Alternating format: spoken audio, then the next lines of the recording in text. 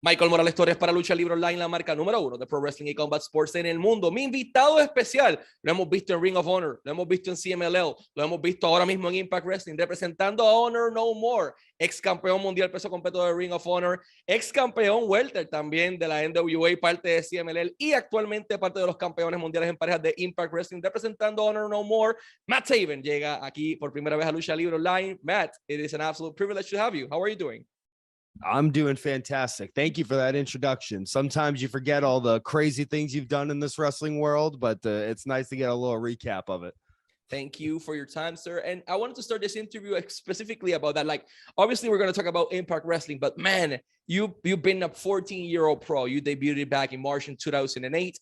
And I need to ask this because if not, the fans are going to be basically pissed off. You were in the main event of CMLL's Anniversary 85th. Yes. In a huge match. What do you recall of that night? And do you ever expected that your crazy roller coaster ride of a career would have brought you to Mexico City for that night? No, I mean, I hoped, I definitely hoped that it would happen, but it wasn't something that I had on my bingo card. Honestly, it all really started when I got hurt at Ring of Honor in 2015. I was rehabbing my knee injury and they reached out to me and they said CMLL had reached out and they wanted to know if you wanted to come down to Mexico for some time. And I've always been such a huge fan of all the guys that have bopped all around. I was a huge fan of Mexican wrestling, Arena Mexico especially. You know, I'd always seen the videos of how intense the crowd is there and just how passionate the wrestling fans are there. And so at the time when I was asked, I wasn't planning on coming back that quick, but it was one of those things where it was like, I'm not going to miss this opportunity. I got to go. And first night there, I was in Arena Mexico and it was unbelievable, but nothing will top the anniversary night because I thought I had seen Arena Mexico full before, but the night of the anniversary, it was like it didn't stop. People were on the roof, it felt like, and they were so loud and it was so crazy. And the one thing I remember in particular was I got this brand new jacket made. I was all pumped to come out Arena Mexico steps. I had this whole plan. And as I was making my entrance, Rush and Volador start fighting and the crowd's just going wild and no one's looking at me. So, all that preparation for that moment, I was like, well, no one's looking at me. I got to hustle to the ring at this point. So, but then the rest of the night was just so incredible. Kind of even when you're lying on your back and looking up around, it's just like there was so many people there and the noise was so loud. Probably one of the most incredible experiences of my wrestling career. Anniversary is actually the night where the capacity in the building does not matter. Like you can see people over every place. So that's an amazing feeling.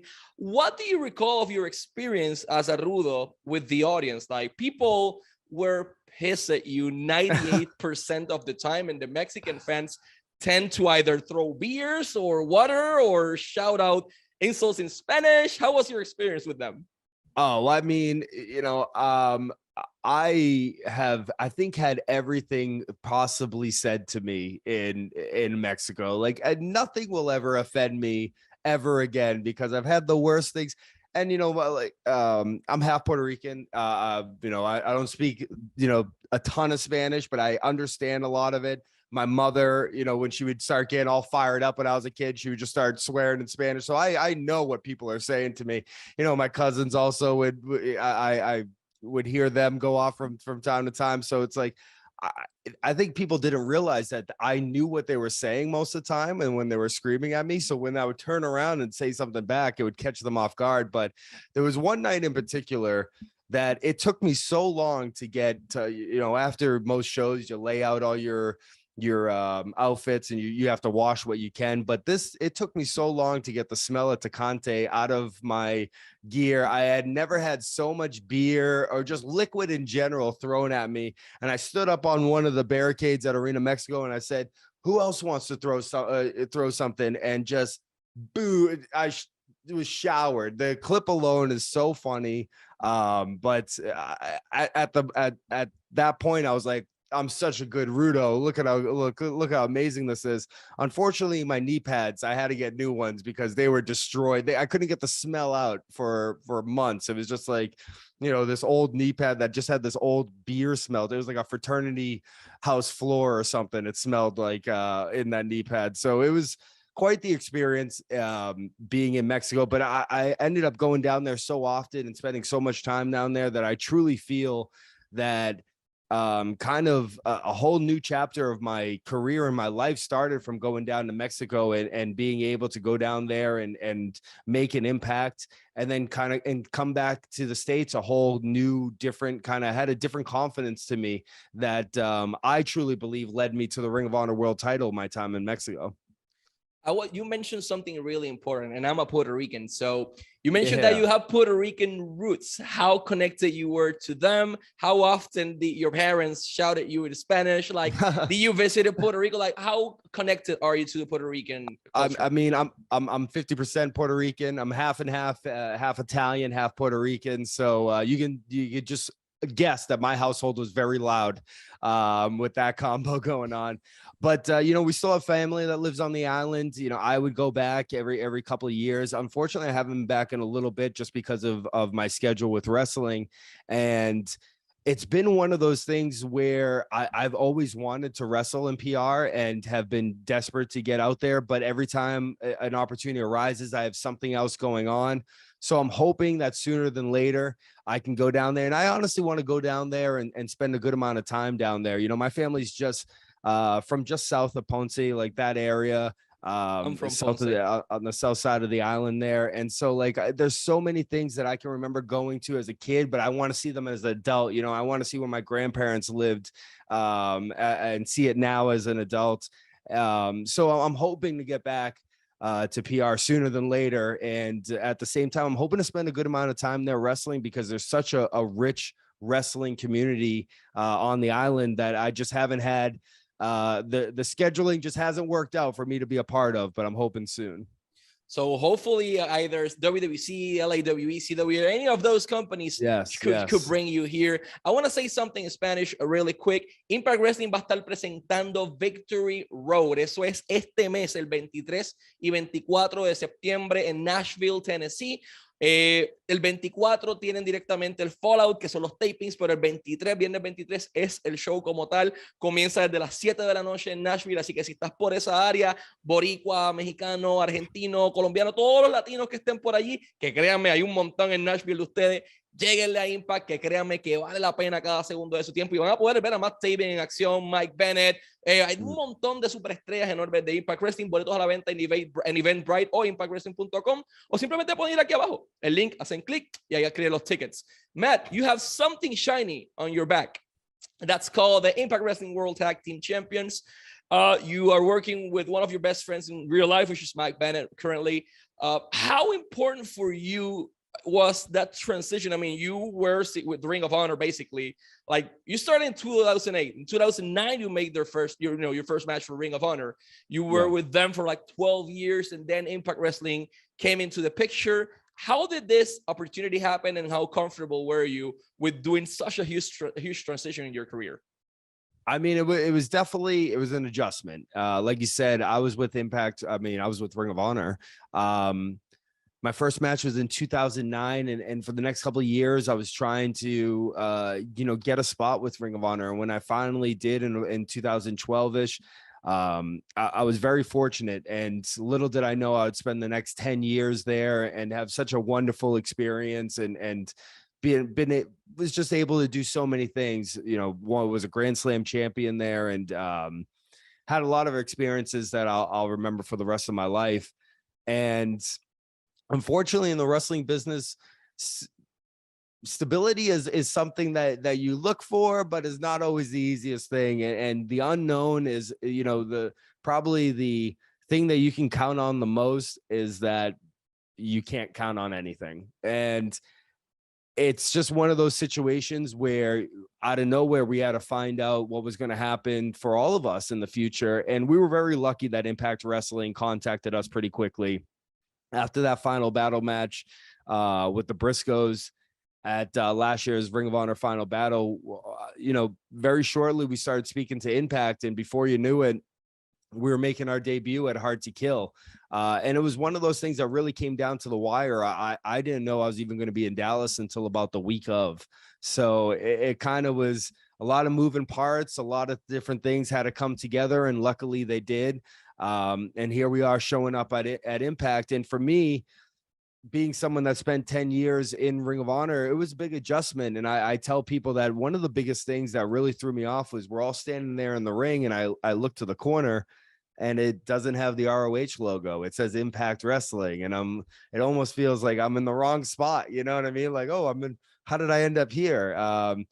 But it was one of those things that it took a little bit to get used to. But me and Bennett, we had this sense of pride in ourselves. And we had said to everyone, you know, as soon as we get back together, we're gonna go on this run. Well, we got back together. We won the Ring of Honor World Tag Team titles. And all of a sudden the rug gets pulled out from under us, and all this craziness starts happening, and we find ourselves in a new place. And it was like, okay, the situation might have changed, but our goals are exactly the same. Like, let's show everyone here now why we think we're one of the top teams in the world.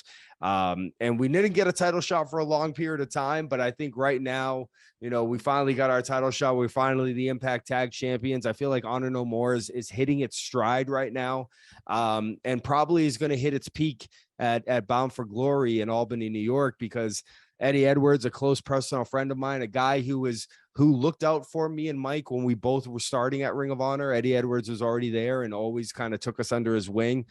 He has a huge match coming up at Bound for Glory. And in my mind, I just want this selfishly. I want us to be holding the tag titles and him to hold the world titles, and for Bound to Glory to go off the air with that being the sight you see in the middle of the ring. That to me would say, hey, we came to a new place and we proved why we succeeded so much everywhere else. And now we're doing it here in Impact Wrestling.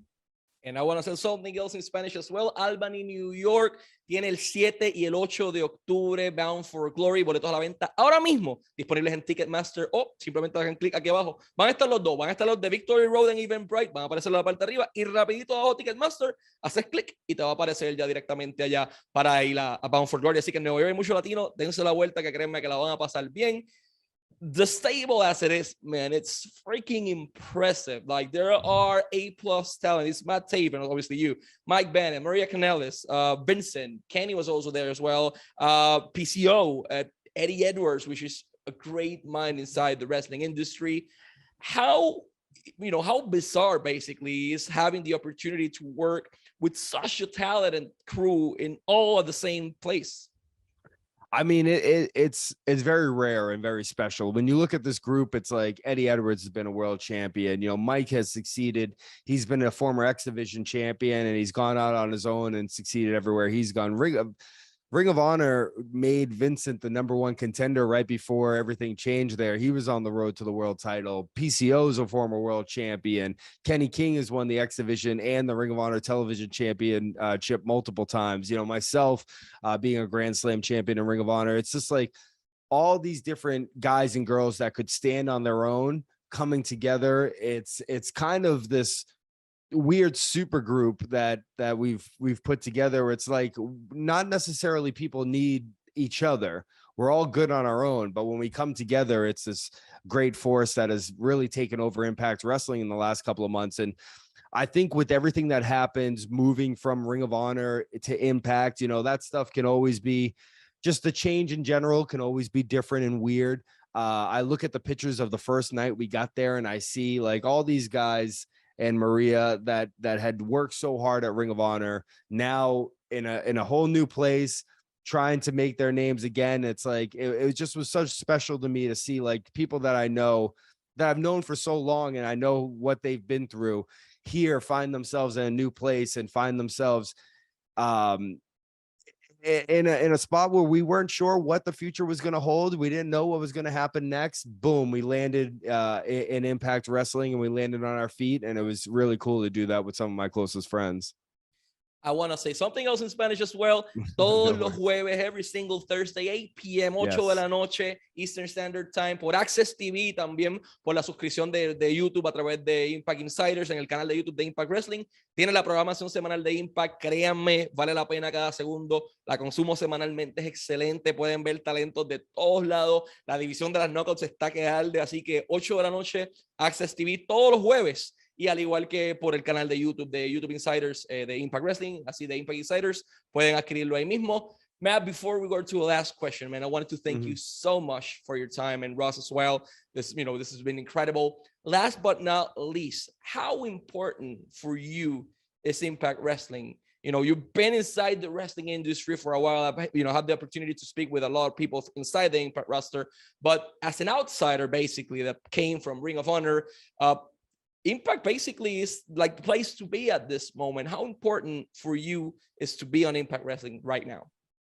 Well, I mean, for me personally, I was such a big fan of TNA and Impact, and when they were just doing these things that you weren't seeing everywhere else, the X division really kind of changed the wrestling landscape as we know it. And then teams like the Motor City Machine Guns, their matches in the 2000s in TNA, it really kind of sets the standard for what we see today. They're really kind of those forerunners that the evolution of tag team wrestling starts with, like them and Generation Me. All that happening in TNA was something that, as a wrestler, especially a guy that was coming up and learning, I was watching in amazement, going, oh my God, this is something so new and exciting.